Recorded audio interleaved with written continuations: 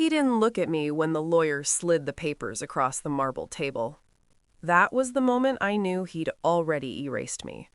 The city lights behind him shimmered like an audience applauding his silence.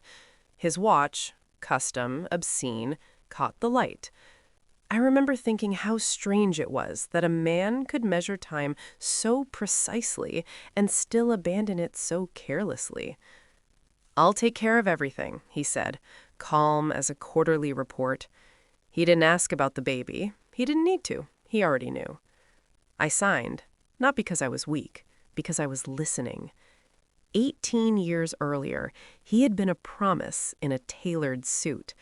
We met before the headlines, before the CEO title hardened him. He used to talk about building something honest, about legacy, about choosing the right people and never letting them go. I believed him because he made belief feel intelligent. He remembered how I took my coffee. He asked my opinion in rooms full of men who underestimated me. When he touched my hand, it felt deliberate, like a decision, not an impulse. When I told him I was pregnant, his smile froze for half a second, a micro crack. I ignored it. Love teaches you to edit reality. The editing stopped when his phone did. It began with absences, then delays, then a name he never said but I started to feel. Late-night calls taken on balconies, passwords changed, a new assistant who laughed too softly in the background. I didn't confront him. I observed. The evidence arrived quietly.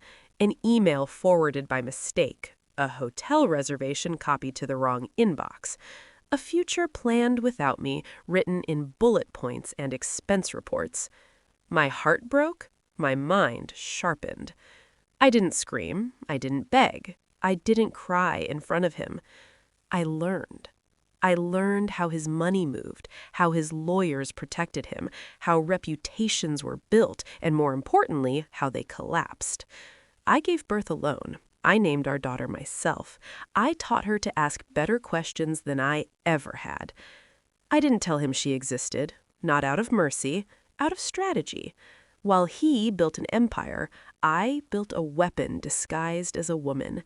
I studied finance at night. I invested small. I failed quietly. I succeeded invisibly. Every setback taught me how the game was rigged and how to rig it back. My daughter watched, learned, absorbed. She didn't grow up angry. She grew up prepared. The invitation arrived 18 years later, embossed and arrogant. Annual Global Leadership Gala. His name in gold, legacy personified. He didn't know I owned 3 of the funds underwriting the event. He didn't know his keynote sponsor was my shell company. He didn't know the surprise closing speaker had my eyes. I sat in the back when the lights dimmed. I wanted to see his face before he saw the truth. And now, the host announced, a rising star redefining ethical growth and long-term value. She walked onto the stage, calm, brilliant, lethal. The room leaned forward, so did he. She spoke about transparency, about consequences, about how power should be earned every day, not inherited. Her voice didn't shake when she presented data, his data, the quiet siphoning, the inflated valuations, the deals that looked legal until you followed them long enough.